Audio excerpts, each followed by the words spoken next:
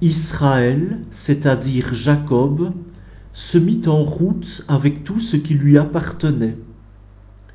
Arrivé à Beersheba, il offrit des sacrifices au Dieu de son père Isaac, et Dieu parla à Israël dans une vision nocturne.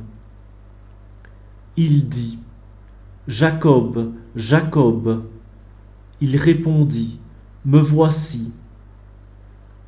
Dieu reprit: Je suis Dieu, le Dieu de ton père.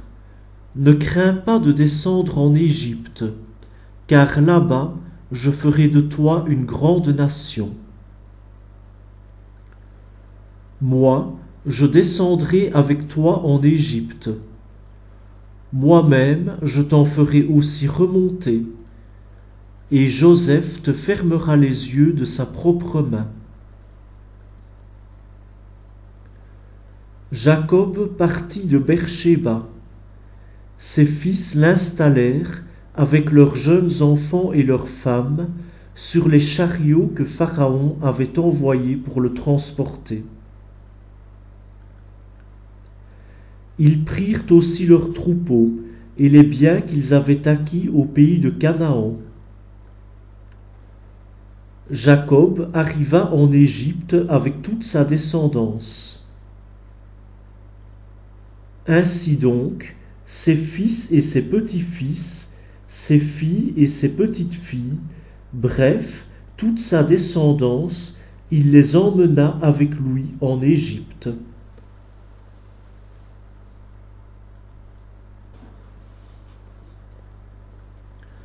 Voici les noms des fils d'Israël venus en Égypte. Jacob et ses fils.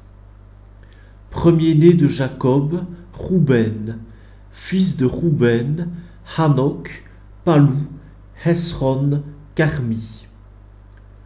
Fils de Siméon, Yehémouël, Yamin, Ohad, Yakin, Sohar, Saül, le fils de la Cananéenne. Fils de Lévi, Gershon, Kehath et Merari. Fils de Juda, Onan, Shéla, Pérès, Zéra. Et Onan étaient morts au pays de Canaan. Les fils de Pérès furent Esron et Hamoul. Fils d'Issachar, Tola, Poua, Job, Shimron. Fils de Zabulon, Séred, Élon, Yahéléel. Ce furent les fils que Léa donna à Jacob en Padan Aram. Elle lui donna aussi sa fille Dina. Ses fils et ses filles comptaient au total 33 personnes. Fils de Gad, Siphéon et Hagi, Chouni et Esbon, Éri, Arodi et Arééli. Fils d'Acher, Yimna, Yishva, Yishvi, Béria et leur sœur Séra. Fils de Béria, Héber et Malkiel. Ce furent les fils que Zilpa, la servante donnée par Laban à sa fille Léa, enfanta à Jacob, 16 personnes. Fils de Rachel, femme de Jacob, Joseph et Benjamin. Au pays d'Égypte, il naquit à Joseph 2 fils, Manassé et Éphraïm, que lui avait enfanté Asnath, fille de Potiphéra, prêtre de On.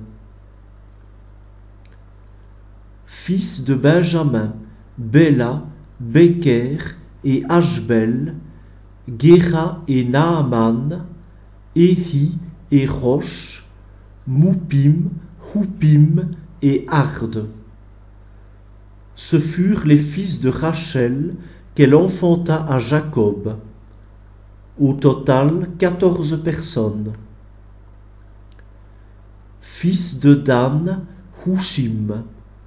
Fils de Nephtali, Yaséel, Gouni, Yéser, Shilem. Ce furent les fils que Bila, la servante donnée par Laban à sa fille Rachel, enfanta à Jacob. Au total, 7 personnes. Total des personnes appartenant à Jacob et issues de lui qui vinrent en Égypte, sans compter les femmes de ses fils, 66 en tout. Fils de Joseph qui lui furent enfantés en Égypte, 2 personnes. Le total des personnes de la maison de Jacob qui vinrent en Égypte fut de 70.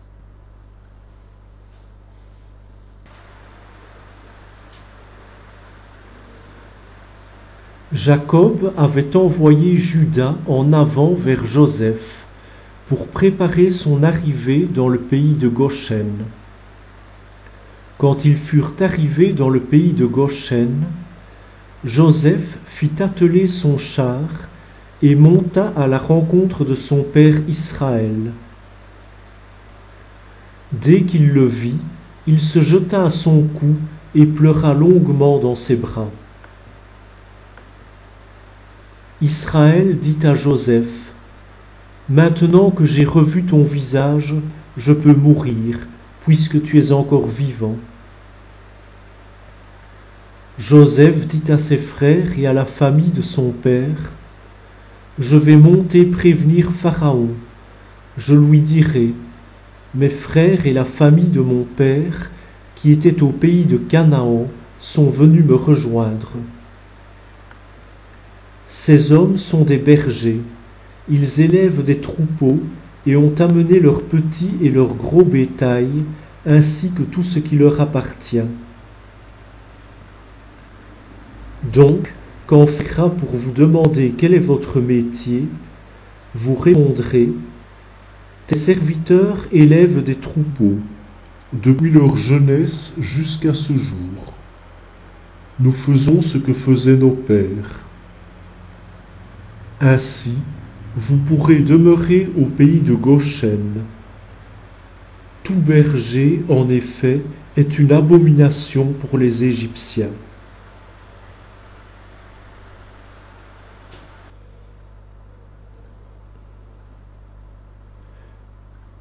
Joseph alla donc prévenir Pharaon. Il lui dit: « Mon père et mes frères sont arrivés du pays de Canaan avec leurs petits et leurs gros bétail, ainsi que tout ce qui leur appartient. Les voici au pays de Goshen. »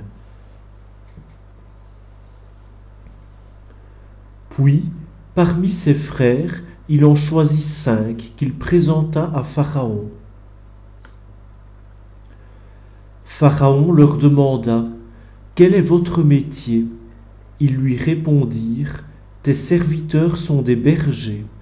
Nous le sommes comme l'étaient nos pères. » Et ils ajoutèrent: « Nous sommes venus séjourner comme des immigrés dans le pays, car il n'y a plus de pâturage pour le petit bétail de tes serviteurs.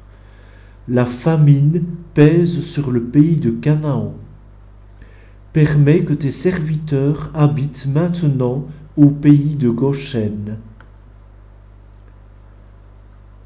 Pharaon s'adressa à Joseph et lui dit: « Ton père et tes frères sont venus te rejoindre. Le pays d'Égypte est à ta disposition. Installe ton père et tes frères au meilleur endroit du pays. Qu'ils habitent au pays de Goshen, et si tu connais parmi eux des hommes de valeur, nomme-les chefs des troupeaux qui m'appartiennent. »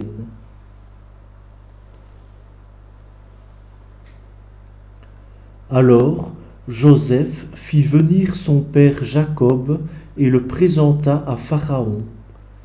Jacob salua Pharaon, qui lui demanda: « quel âge as-tu? Jacob lui répondit, il y a 130 ans que je vis en immigré. Ma vie a été courte et malheureuse. Je n'ai pas atteint l'âge de mes pères au temps où ils vivaient en immigré. Puis Jacob salua Pharaon et sortit de chez lui. Joseph installa donc son père et ses frères. Il leur donna une propriété au pays d'Égypte, au meilleur endroit du pays, sur la terre de Ramsès, comme l'avait ordonné Pharaon. Joseph pourvut aux besoins de son père, de ses frères et de toute la maison de son père, en leur procurant du pain selon le nombre de jeunes enfants.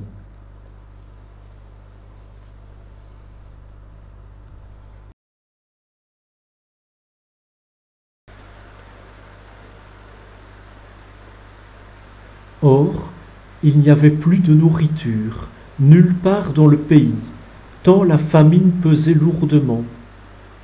Le pays d'Égypte et le pays de Canaan étaient épuisés par la famine. Joseph ramassa tout l'argent qui se trouvait au pays d'Égypte et au pays de Canaan, en échange du grain qu'ils achetaient. Ainsi, Joseph fit rentrer l'argent dans la maison de Pharaon. Quand il n'y eut plus d'argent au pays d'Égypte et au pays de Canaan, tous les Égyptiens vinrent trouver Joseph pour lui dire « Donne-nous du pain, pourquoi devrions-nous mourir devant toi, faute d'argent ?»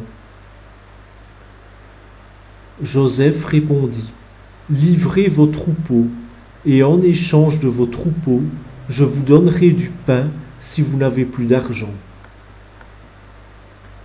Ils amenèrent leurs troupeaux à Joseph, qui leur donna du pain en échange des chevaux, des troupeaux de petits et de gros bétail et des ânes. En échange de tous leurs troupeaux, il leur procura du pain cette année-là. Cette année s'acheva, et l'année suivante, ils vinrent le trouver pour lui dire « Nous ne le cacherons pas à mon Seigneur, puisqu'il n'y a plus d'argent et que les troupeaux de bêtes appartiennent à mon Seigneur, il ne reste à la disposition de mon Seigneur que nos corps et nos terres. Pourquoi devrions-nous mourir sous tes yeux, nous et nos terres avec nous? Achète-nous donc, nous et nos terres, en échange de pain. Nous serons, nous et nos terres, esclaves de Pharaon. Donne-nous des semences pour que nous vivions, que nous ne mourions pas et que la terre ne soit pas désolée. » Joseph acheta toute la terre de l'Égypte pour Pharaon. En effet, chaque Égyptien vendait son champ, tant la famine les accablait. Et tout le pays appartint à Pharaon.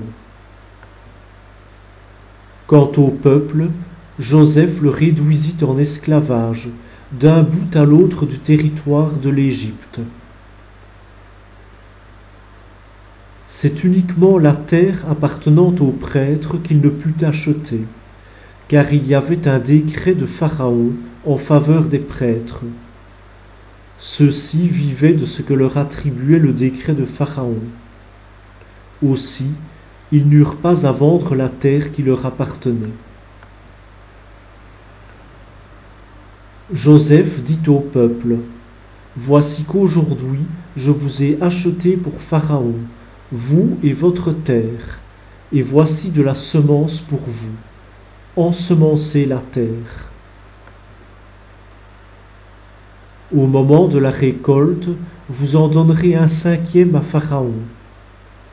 Les 4 autres seront pour vous, pour ensemencer le champ, pour vous nourrir, pour nourrir les gens de votre maison et pour nourrir vos jeunes enfants.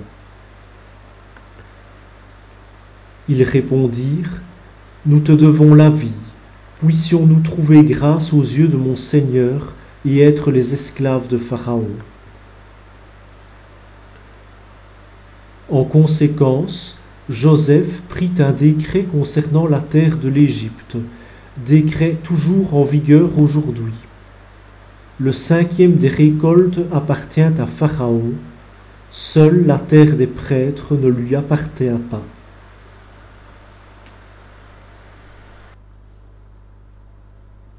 Les fils d'Israël habitaient en Égypte, au pays de Goshen. Ils y furent propriétaires, ils étaient féconds et se multiplièrent énormément. Jacob vécut 17 ans au pays d'Égypte. La durée de sa vie fut de 147 ans.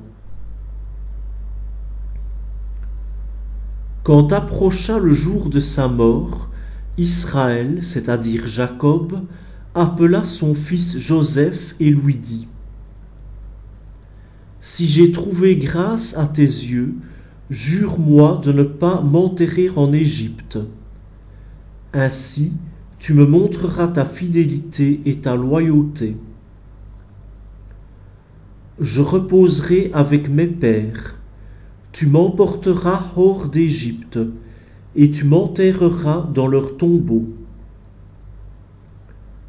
Joseph répondit : « Oui, je ferai comme tu as dit. » Et Jacob reprit : « Prête-moi serment. » Joseph lui en fit le serment, et Israël se prosterna au chevet de son lit.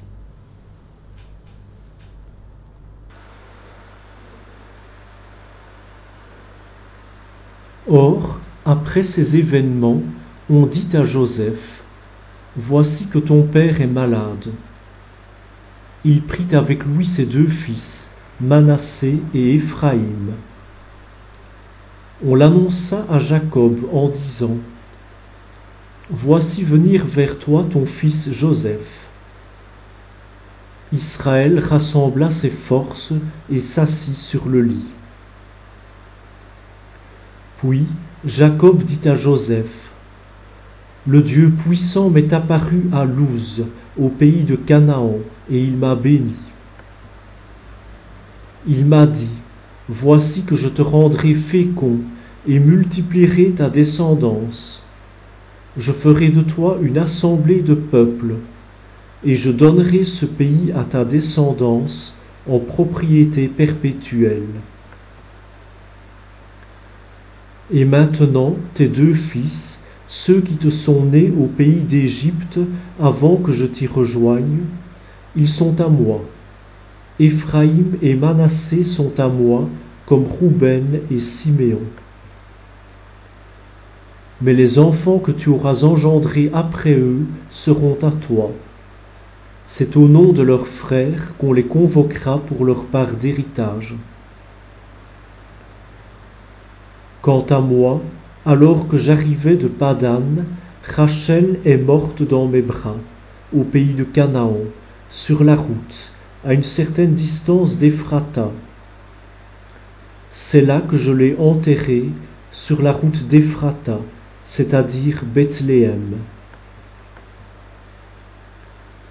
À la vue des fils de Joseph, Israël dit : « Qui sont ceux-là » Joseph répondit à son père : « Ce sont les fils que Dieu m'a donnés ici. » Jacob dit : « Amène-les-moi, je vais les bénir. » Les yeux affaiblis par l'âge, Israël n'y voyait plus bien. Joseph fit approcher ses fils. Israël les embrassa et les étreignit. Puis il dit à Joseph : « Je ne pensais plus revoir ton visage, et voici que Dieu m'a fait voir même ta descendance. » Joseph retira ses fils des genoux de son père et se prosterna face contre terre. Joseph prit ses 2 fils, Éphraïm à sa droite, soit à la gauche d'Israël, et Manassé à sa gauche, soit à la droite d'Israël. Il les fit s'approcher de celui-ci. Israël posa sa main droite sur la tête d'Éphraïm, qui était le cadet, et sa main gauche sur la tête de Manassé. Il avait croisé ses mains. Or, Manassé était l'aîné. Ensuite, il bénit Joseph en disant: Que le Dieu en présence de qui ont marché mes pères Abraham et Isaac, que le Dieu qui fut mon berger depuis que j'existe et jusqu'à ce jour, l'ange qui m'a libéré de tout mal, qu'il bénisse ces garçons. Qu'en eux survive mon nom et le nom de mes pères Abraham et Isaac, qu'ils surabondent dans le pays. Or, Joseph vit que son père avait posé sa main droite sur la tête d'Éphraïm. À ses yeux, cela ne convenait pas. Il saisit donc la main de son père pour la déplacer de la tête d'Éphraïm et la mettre sur la tête de Manassé. Il dit à son père: Pas ainsi, mon père, c'est celui-ci l'aîné. Mets ta main droite sur sa tête. Mais son père refusa. Je sais, mon fils, je sais, lui aussi deviendra un peuple, lui aussi grandira. Toutefois, son frère cadet sera plus grand que lui. Il aura pour descendance une foule de nations. Il les bénit ce jour-là en disant: Par toi, Israël prononcera cette bénédiction. Que Dieu te rende comme Éphraïm et comme Manassé. Ainsi, il plaça Éphraïm avant Manassé. Alors, Israël dit à Joseph: Voici que je vais mourir, mais Dieu sera avec vous. Il vous fera retourner au pays de vos pères. Et moi, je te donne une colline de plus qu'à tes frères, Sichem, que j'ai conquise des mains des Amorites par mon arc et mon épée.